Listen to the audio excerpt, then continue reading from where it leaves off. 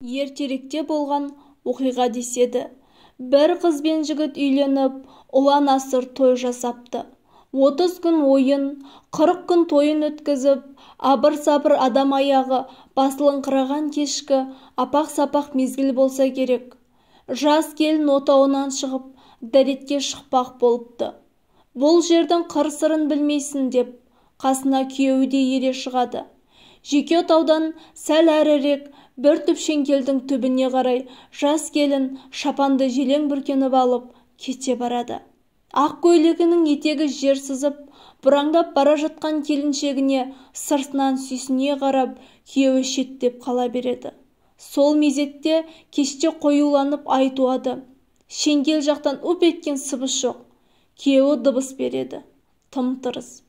Сәл тыңдап, ал мен бара жатырмын дейді. Үн жоқ. Жігіт ақырындап бір түп шеңгелге жақындайды. Келсе, жан жоқ. Жаңа ғана көз алдында құманын алып дүзге кеткен келіншегі құмға сіңгендей ғайып болыпты. Жігіт аттаңдап ауылды басына көтереді. Бүкіл ауыл боп ат тұяғы жетерге жерге дейін келіншекті іздейді. Келіншектің ауылына хабаршы шабады. Бүкіл ел жұрт аяғынан тік тұрып іздеу салады. Үшті-күйлі бір дерексіз кетеді. Көрдім білдім деген жан болмайды. Сөйтіп күйеуінің дәл көзінің алдында келіншегі ізім ғайым болыпты. Арада жылдар өте береді. Келіншектен бір хабар жоқ. Жұрттар сан саққа жорып, бұдан оқиғаның ізі суып, күдерлері үзе береді. Неше жаз, неше күз өтеді. Өмір алға жылжи береді. Бір күні кеш қоюланып, түн-түнге түсе бастағанда, сол ауылға алыстан баяу жылжыған бір бейне жақындай түседі. Алғашқыда оны ешкім байқамайды. Тек түннің түнегін әппақ ай қуып, айналаға ағараңдай көрінгенде ғана сырттан шаруасымен жүрген бірең-сараң адам сұлбаны байқайды. Жақын маңда жаяу адам келетіндей ауылда жоқ. Жұрт жиналып, бұл кім екен, жапан далада келе жатқан деп жалғыз адамды күтеді. Жолаушы жақындағанда жұрт гу ете қалады. Жапырлап жол ашып, ләм-мим деуге қалдері келмей аңырап қалады.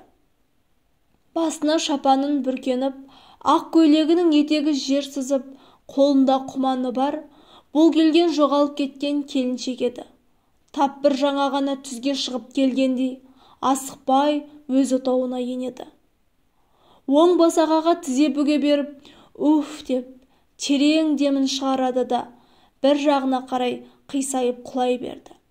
Сол құлағаннан ол есін жимастан 3 күннен соң бақилық болады. Қыздың әкесі қолынан келгенін аямай қызын тірі алып қалғысы келіп, бар тәуіп, бақсы балгерді жинайды.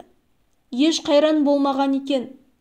Бірақ көпті көрген атағы жер жарған молда айтыпты.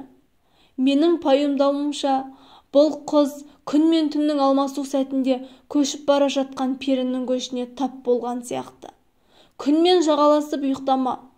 Күн батарда жас келіншек суға бармасын. Жалғыз түзге шықпасын деген ырымдар бекер емес. Күн мен түн алмасарда перілер әсіресе белсенді болады екен. Бұл сондай переге соқтығысып қалған сияқты. Көшкен перілер өздерімен ілестіріп кеткен. Енді бұл дүниелік адам емес депті. Әрқашан білген дұғамызды оқып жүрейік. Қалайда бір тылсым бар екені ақиқат екен.